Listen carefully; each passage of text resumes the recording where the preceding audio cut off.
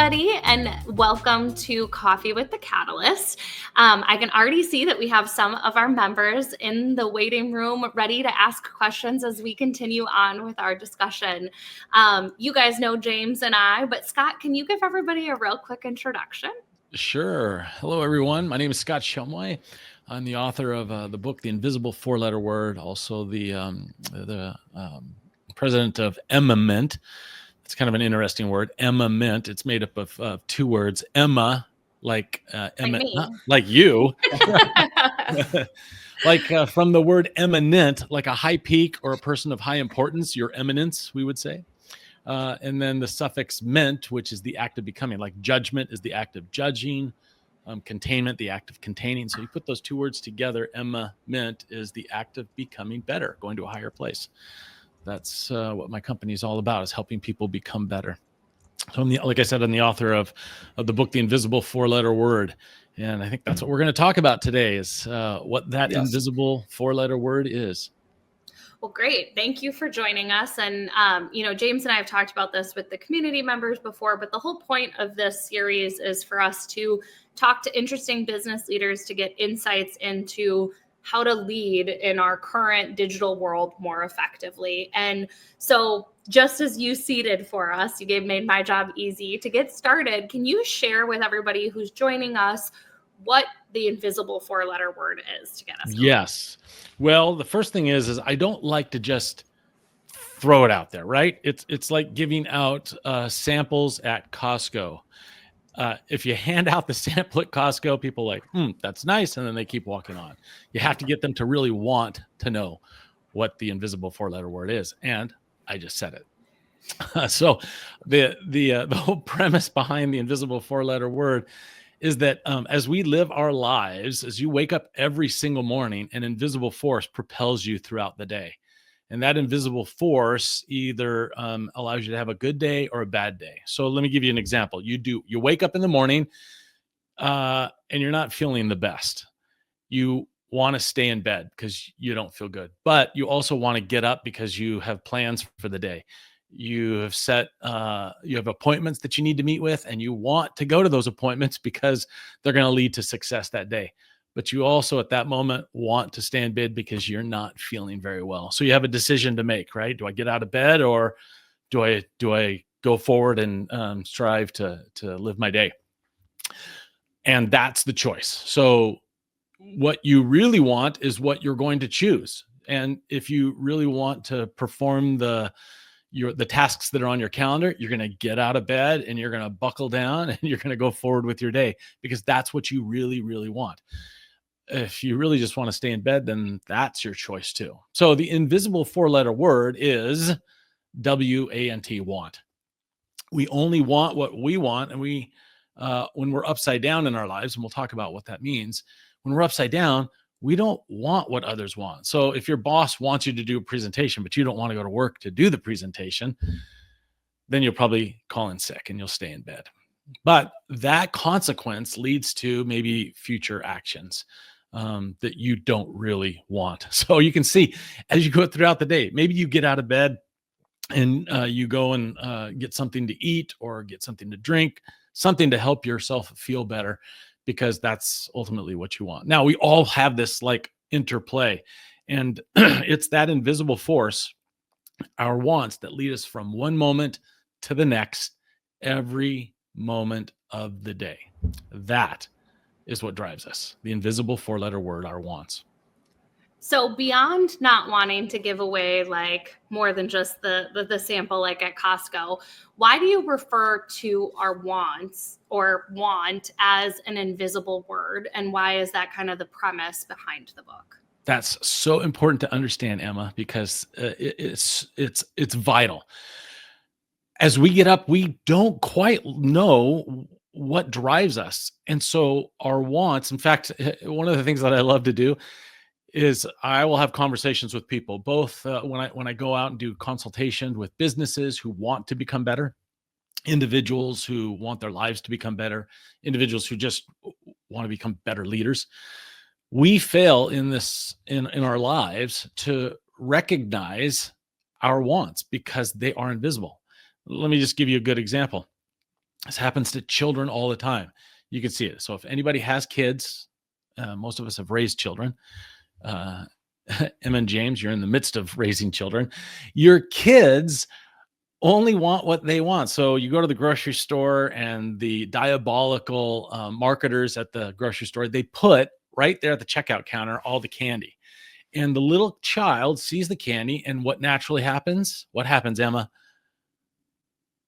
I gotta They find the want mute button. They want it all. they want the candy, right? And then when they don't get the candy, then they become emotional, right? They throw a fit. They they begin to cry, like, I want it.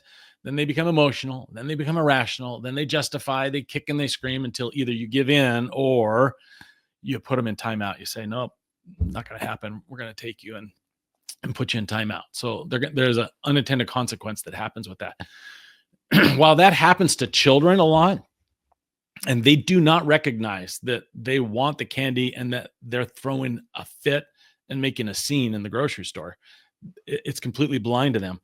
Adults are exactly the same. We don't realize. Sometimes an employee will come in and say, I want a raise. They don't realize they just said that word. They want the raise, but do they understand that their raise will only become effective when they do, right? So do they want the raise, or do they want to be more effective so that the boss sees them doing things that will naturally lead to a raise? See, we put our wants in the wrong order. I want a raise, but I really want to help my business become more profitable, which will automatically lead to a raise. You understand that? That's the idea. We become blind to our own wants, and we can't see them.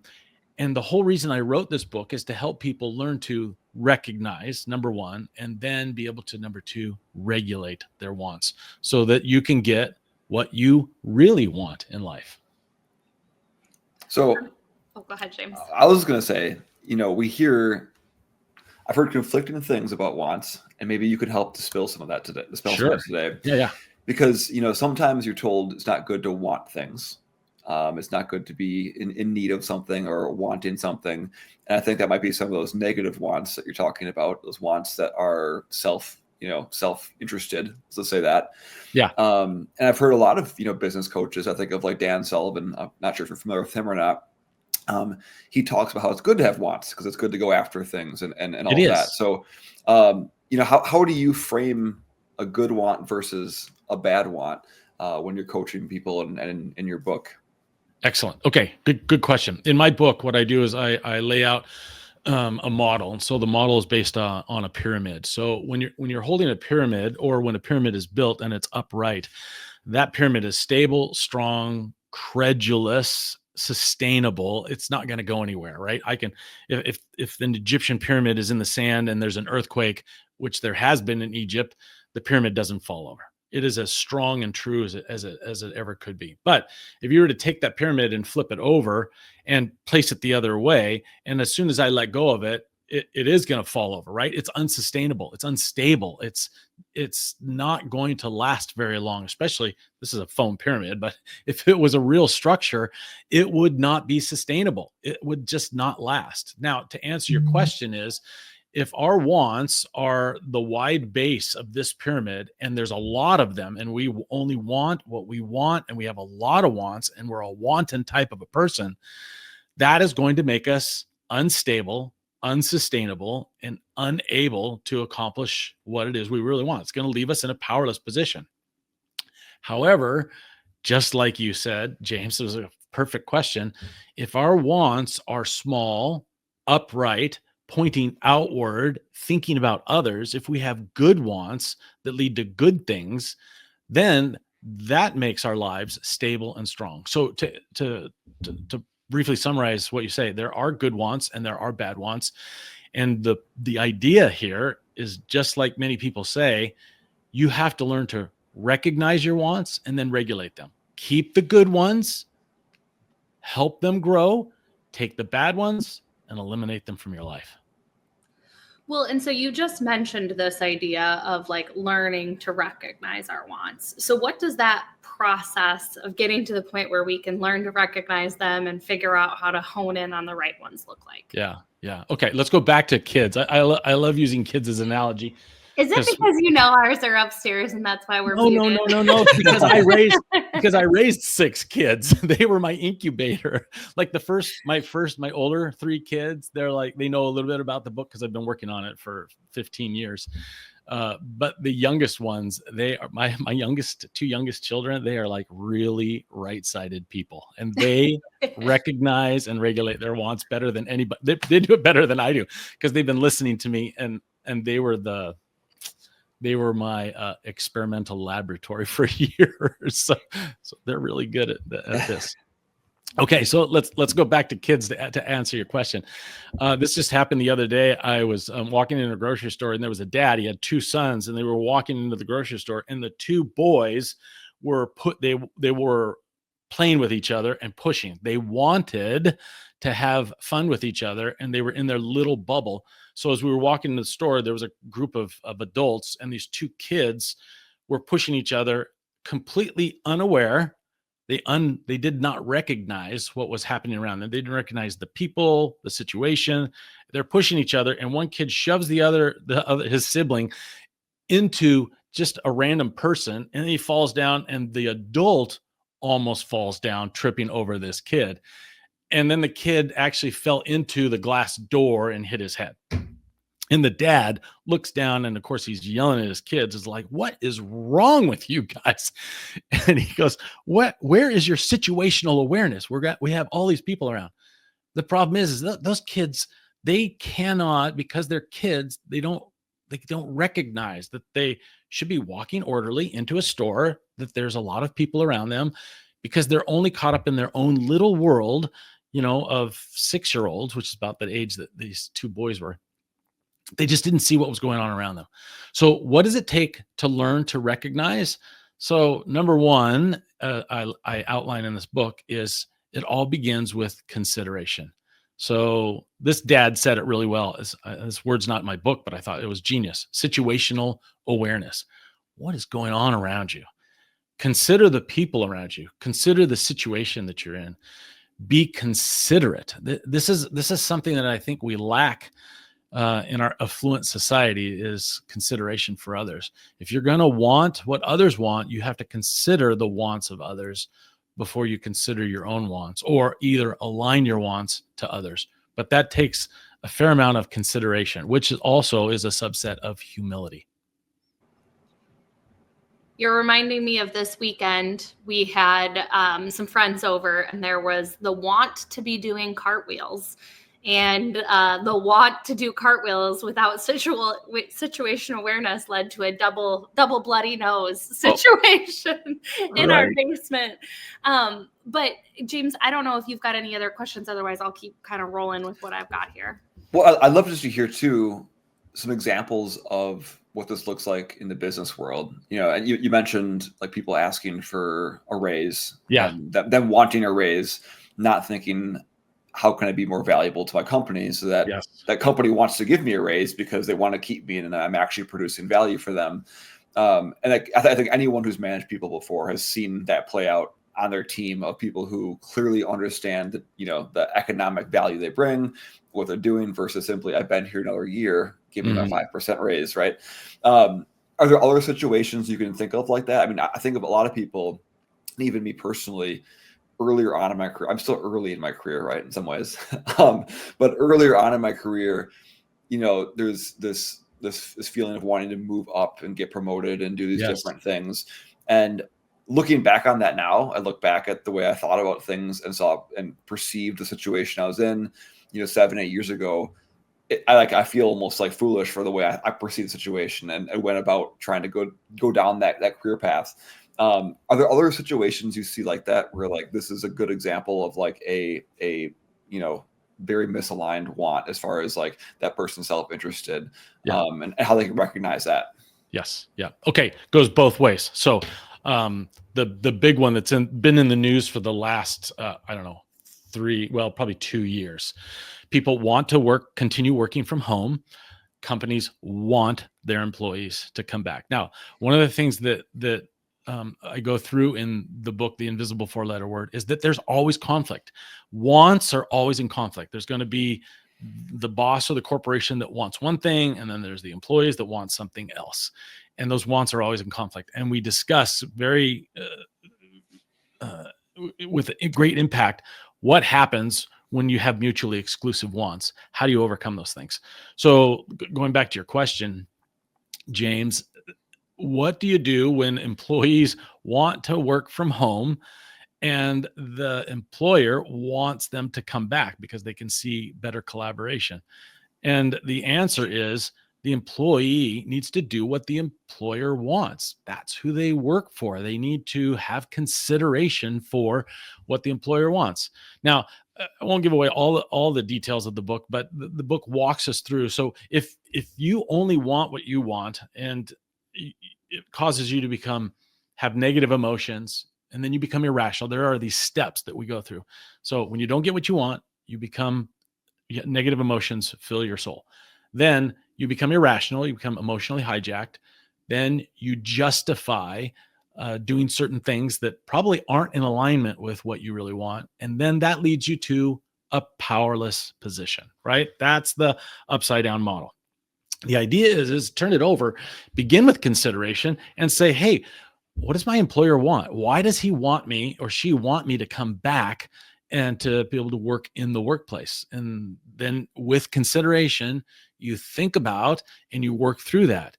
Then the next step down is, okay, well, maybe I can have a more collaborative work environment in working with others. And if everybody comes together and agrees on that one and wants the same thing, then positive emotions lead to rational conclusions, which leads to justified or just responses, which leads to a powerful wide base at the very bottom.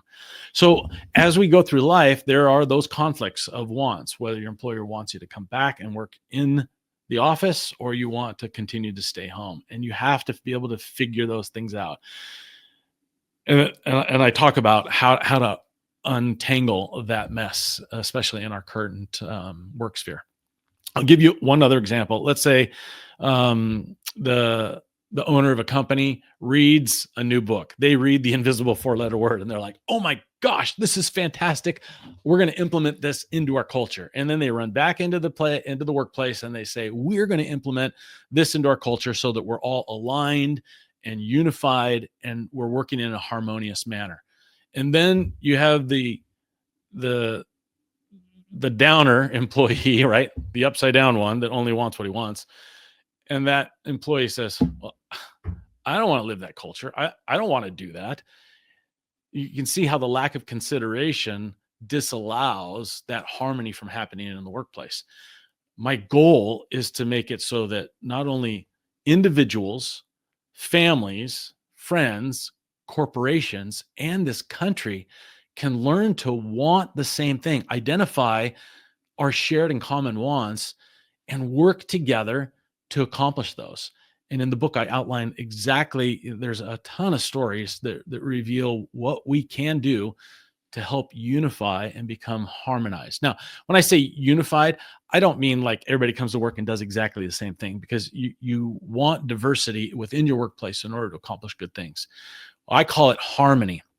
Because in a harmonistic environment in the workplace where we harmonize with others, we're singing different notes and we're doing different things, but in a pleasing manner that creates, like harmony does in music, a beautiful and a better and a more fulfilling type of music than a single note, than everybody singing the exact same note. So that's the whole idea, harmonizing our wants so that we work together.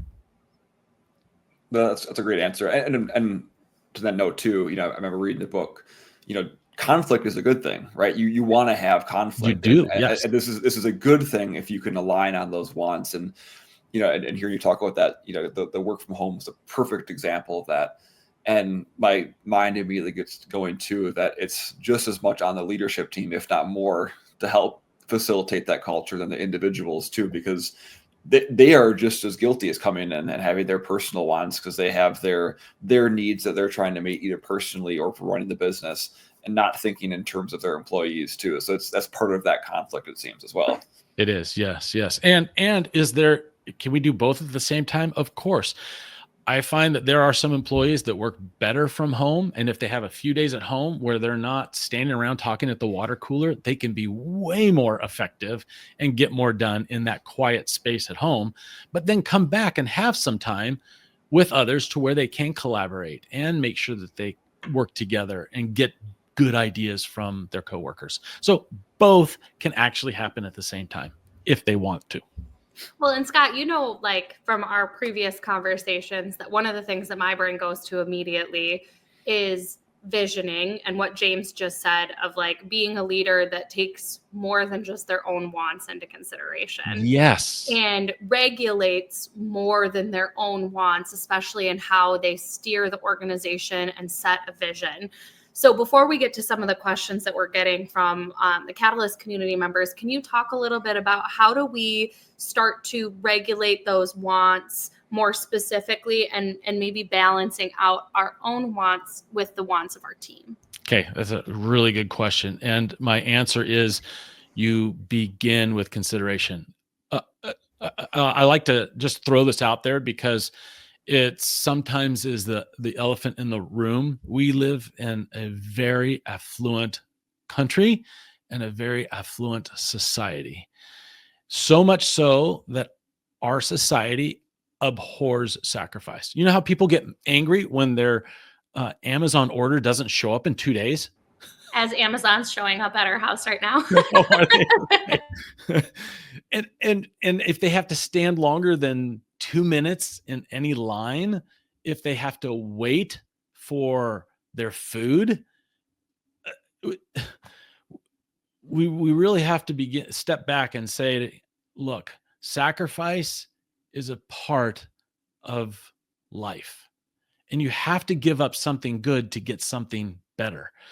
To be able to give up your personal want temporarily, even to get something that somebody else wants, is really the secret to success.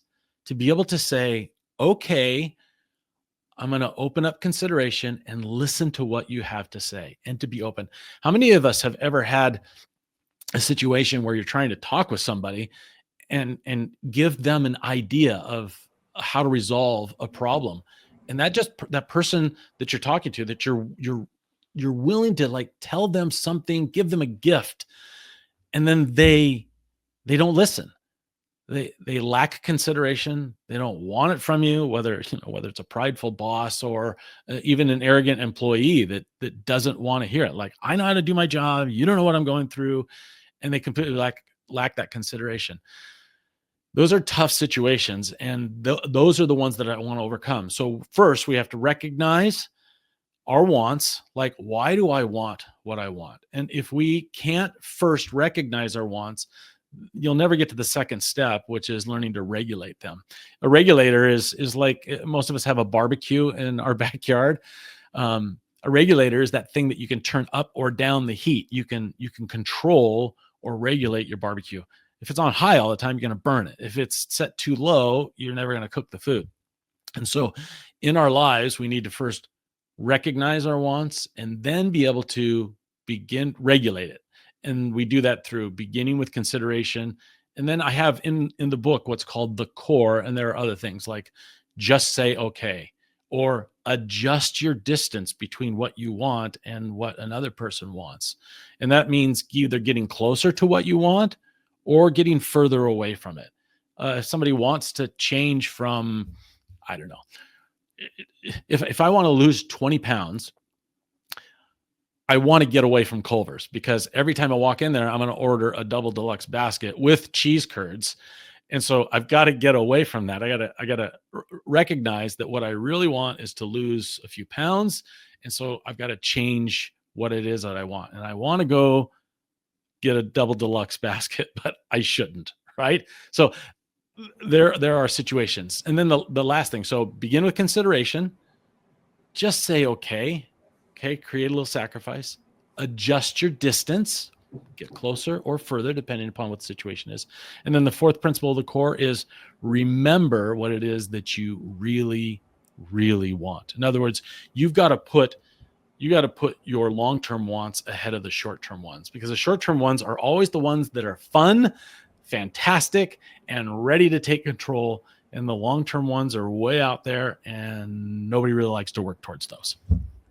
So Michelle in the comments brought up something that I think is maybe tied to this idea of like, how do we make sure that we're meeting the right wants first, I guess is the best way to say it. So one, she said first she loves your baseball hats. Oh. And she's counting down the days till spring training. Yeah. But I mean, is it important? So what she was saying is like wants versus needs, and how important is it for us to meet the needs first? And I think sometimes, especially when it comes to business, some of our long-term goals or long-term wants are going to be closer aligned with those needs. Is that what you mean? Or is there a different thought process that we should have in mind for employee or our own needs before we move on to wants? Yeah, it's a really good question. So Maslow, as most of us know, Maslow created what's called the hierarchy of needs. And there are certain things that human beings need, right? You need air, because if I don't have air every 15, 20 seconds, then of course I'm going to pass out. So that's my number one need. Do I want air? I don't even think about wanting air because I have plenty of supply of it. Oftentimes we want water, got to have that throughout the day. We have to have food throughout the day.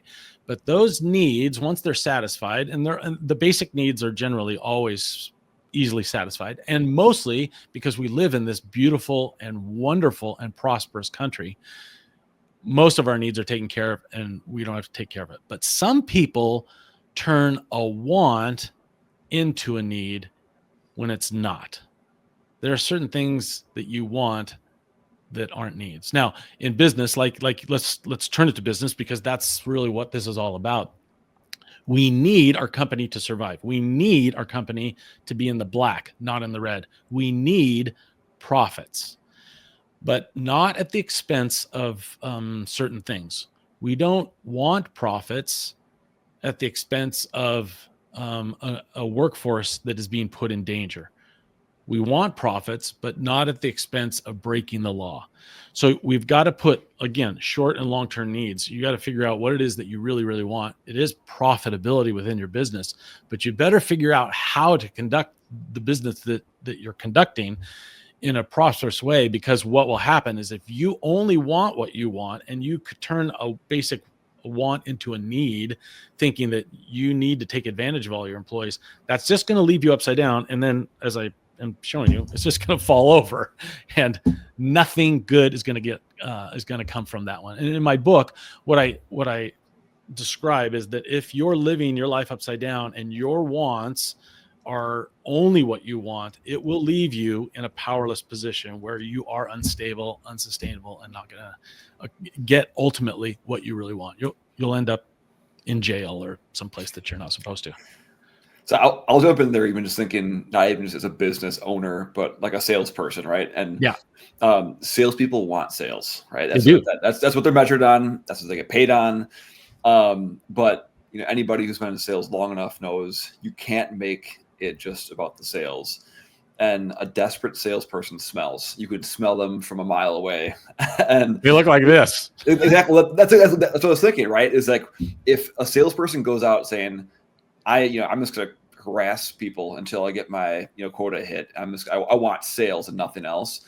It will lead to those negative emotions of like desperation and harassing people and all of those things, which will going down your pyramid. And all of a sudden they're powerless because no one wants to buy from them. They're just out there trying to crush it. Where on the other side of it, the best salespeople truly are in line with their customers. Yeah. And they want them to succeed, and they're going after the right prospects because they know what prospects they can help succeed. And it goes right down the line, like you're saying. So I know we're talking about general business stuff, but I immediately think my background's in sales management, like salespeople, 100%, like they have to want what their customers want and be thinking down that line of things too, which will lead to need, which means they need to get sales to, hit quota and have a job too. Yeah. Amen, James. That was really good.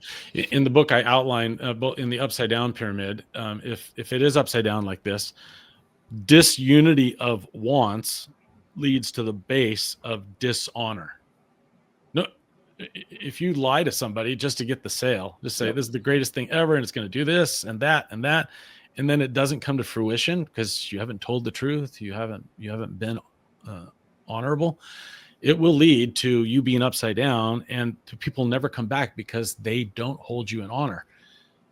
As soon as your wants are the same as another person's and you want what they want and they can see that and then they feel it, then their emotions are tied with your emotions, then they are unified with you mentally and physically, then that leads to a wide base of power. So being unified in your wants means a wide base of honor at the bottom. And people will come back, even if you make a mistake, even if you've done the wrong thing one time, maybe two times, but they know your heart is in line with trying to do that which is right and good. They will continue to be aligned with you and do great things. When people are doing amazing things, I give out what's called the crystal pyramid, right? Because they are honorable individuals. You get one of these for your desk because people honor and respect you. And they know when they come in, you're going to be tried and true and honorable. And these are the people that the bosses come in and they're like, I got to tell you, I'm having a struggle right now, but I know that you can listen to me because you're not going to fire me in this time where my life is a disaster right now. And that honorable boss will help them out because they want their employee to be successful and stick around because that employee is probably also honorable and valuable and they have a symbiotic relationship. So they'll definitely help each other out.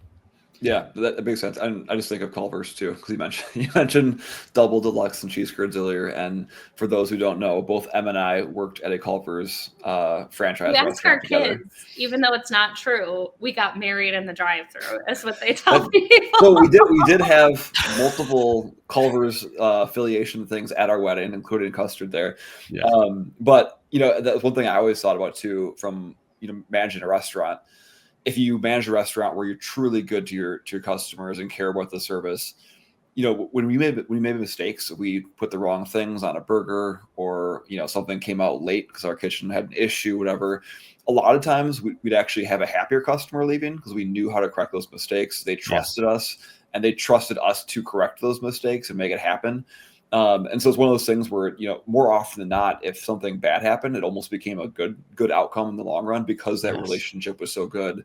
And as employees, that company did a great job of empowering us to make sure we could solve problems for customers too. So it works in fast food too. Yes, it works everywhere. If you can learn to begin with consideration and say, instead of the customer coming and saying, "Hey, I got a pickle on my burger," and I said, "Leave the pickle out," but you made the mistake. You begin with consideration, right? You don't argue back with the customer. You just say, "Oh, I'm sorry. I apologize for that. Let's get you a new one." And that's what you do, is you do everything you can to be considerate of that customer, to give them what they want. That's exactly the point. You're trying to give everybody what they want. And as soon as you do that, you become, if you can figure it out, so this is the secret. In any business, if you can give your customer what they want, you will have customers galore and they will not go away. They will be as devoted to you as anything. And it's this way in any relationship. Instead of you asking for what it is you want, turn it around. You give the other person what they want. And there's the law of reciprocity, which says whatever you give out, that's going to come right back to you. And the thing that you have to recognize is the other person's wants. What do they want? And that's the thing that's invisible. We never ask that question. Have you ever heard anybody ask that question? Well, so I've got a question. I'm going to play devil's advocate with you here for a second. What if I am somebody who is so concentrated on other people's wants and giving them what they want all the time that I burn myself out, or I give and I don't seem to get the reciprocity because I'm around a bunch of people that have upside down pyramids. Yes. So I'm giving and they're not giving anything back. How do you get yourself back in balance when you're in that scenario? Right. So then I would ask, that's a great question. I would ask you, Emma, what is it that you really want? Of course you want to help others. Of course you want to be an honorable person. Of course you want to give great service. But don't you want peace of mind also? Don't you want a little bit of time off? Don't you want to have a little bit of relaxation? Of course there's a balance. And in everything we do, you can take something too far one way and you can take too far. So as much as there are selfish people in the world that go too far one way in selfishness. There are people that take it too far another way in selflessness. If you read the book, I cover that exact topic. It's called the choice spectrum, and our choices, basically, most of us are right in the middle of the curve, but there are those that are on the outside edges of that curve, right? And the further you get out to the outer edges, either of being selfless or selfish, you're going to make the news either way around. That's just how it is. If you stay in the middle, you're not going to make the news at all. Nobody's going to write anything about you because you're just a normal person that balances their wants. But as soon as your wants go too far to selfish or too far to selfless, you get out of balance. So my answer to your question is stay in the middle and make sure that you have a good balance of wants, both personal and for others. Great. And then, so Brian in the comments asked, so he's saying kind of in this position, he's a consultant in the insurance industry. And oftentimes when he's listening to a prospect and they're identifying what their wants are, they are probably not doing a great job of recognizing their wants that in happens. terms of how they're communicating them. So what is a tactful way to ask someone why they think that that is their want and maybe redirect them towards what you believe they should be doing with your expertise? Brian, can we give a start to Brian? Yes. Okay, I'll give one to him right now. Yeah, give him a great start, because that is a fantastic question. And not just insurance sales. This is all of us in all of our lives. Okay.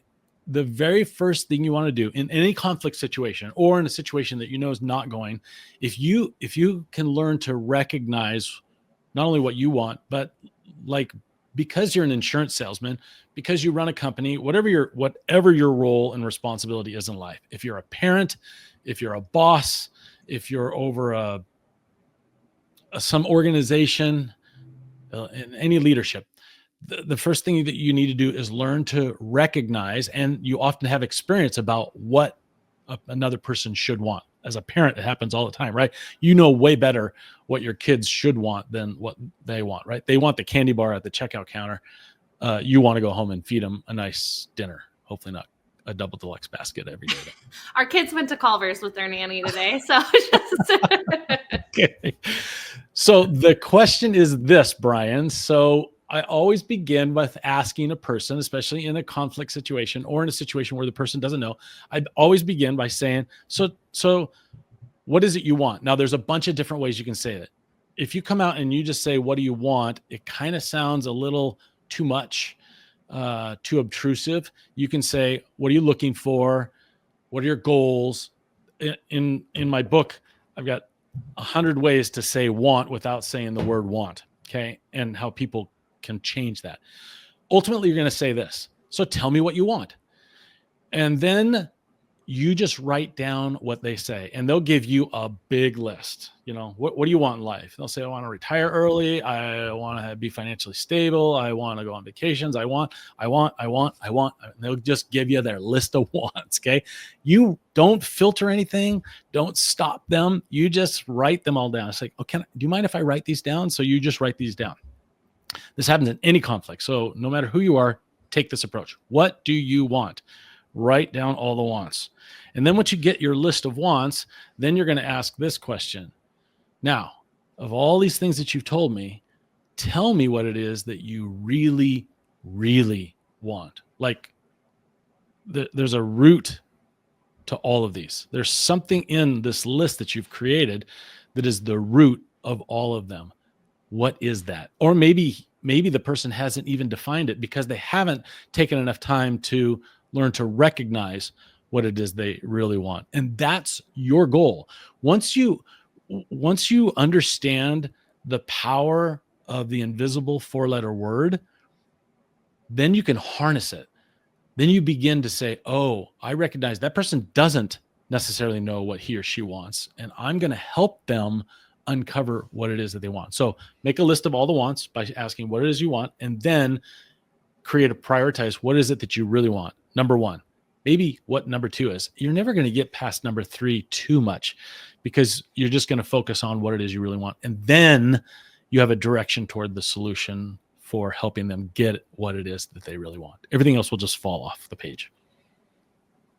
That's great. And I'll pop back on.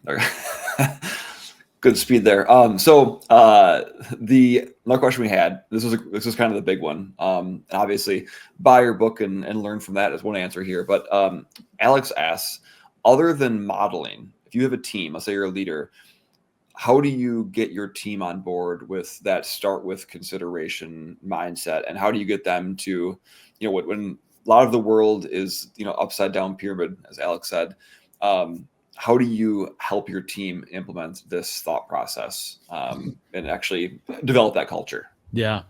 So that's my goal. My goal is to help the world learn to recognize their wants and then be able to regulate them.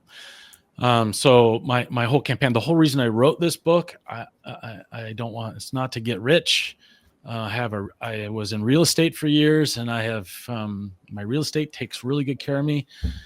The whole goal is to get this book out into the world and make it a cultural revolution, that if a business, if a corporation, if a family, if a couple can learn to recognize and then regulate their wants. And the tool that's in this book is, I define what the problem is that we fail to learn to recognize. And if we don't recognize, then we can't regulate. What's the problem? What's the solution? How to get right-sided? And then what's the application? How do we apply the certain principles in order to go from being upside down to becoming right-sided, strong, credulous, powerful, honorable individuals and corporations?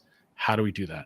And that's my goal in life, is to help people with that one. So I wrote the book, and I go into companies, large and small. I don't care who you are.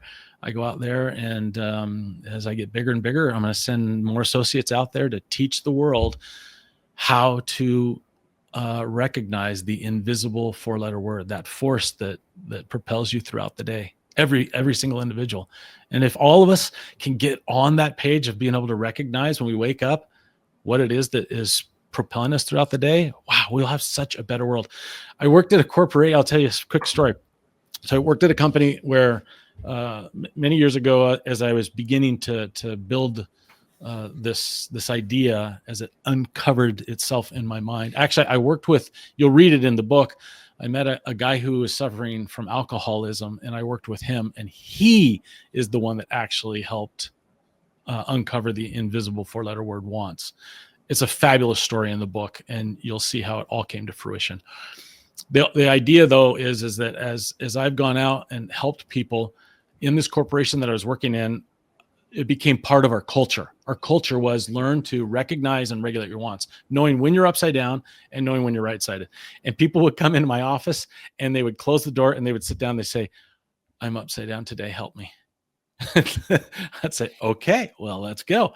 Why? What is it you want that's making you upside down?" And then they would go through their challenge, whether it was a home challenge or something at work, coworker, something that was asked of them that they didn't want to do. We would go through that. We would talk about it, use the principles of the core to help them get right-sided. And they would always walk out saying, "I know what I want, and I know what I need to do." If you can make it part of a cultural revolution within yourself and your organization, I'm telling you, it's life-changing. It's corporation-changing. It will change your bottom line, because things will naturally flow when you and the people that you work with are all like this. And don't we want that? Isn't that really okay? Let me just ask a question. Isn't that what we really, really want, is to come to work and everybody be like that? Mm-hmm. I think I'm going to start going into James's office, and instead of just starting to rant, I'll tell him I'm upside down, and then I'll proceed. That's the principle, Emma. Is it's so good, because if you just tell another person, well, you call them a name, you just say, "Oh, you're just angry," and you put some label on them. But if you say, "I'm upside down today," or you tell a person you're upside down, in the book, I say, this is just a temporary, all of us are upside down from time to time. Every single one of us. It's not a label. It's not a condemnation. It is not something that we create a person's persona on. It's a temporary state of being. And just as they're walking into your office upside down, 5 minutes later, 10 minutes later, they can walk out upright because they've cast away their upside down wants. And they've said, all right, I know what I need to do. I want what the other person wants. Yeah. And you can change the world. I'm telling you, I've seen it. I've been doing this for years, and it is remarkable what can happen. And you mentioned, Michael in the book, I think, is the person. Yes, Michael is the name. Yeah. Yes. And I think that addiction is such a prime example of that lack of tuning, right? And not being able to really control the wants the right way. Yeah. But you talking about the business side of things too just made me think of, like, I love meditation. I'm a big believer in that thought process. And the more I meditate, the more I'm able to recognize my mindset, if that makes sense. If I go months without meditating, I won't recognize the way I'm feeling. I'll just go about my day, going through my emotions and whatever it might be. Where if I notice I'm continually thinking about it and able to kind of see what, and doing meditations, even outside of doing meditations, I'm able to recognize the state of mind I'm in more easy. And just the way you're talking about recognizing wants in a business, it seems like if it's just part of the culture and talked about often, that probably makes it easier to have those conversations because you're just more aware of it in the daily life too. That's beautiful, James. I think that might be a perfect spot for us to end our conversation. But thank you so much for joining us, Scott, and for everybody who joined us live and threw some questions into the chat. But with that, have a wonderful day, everyone.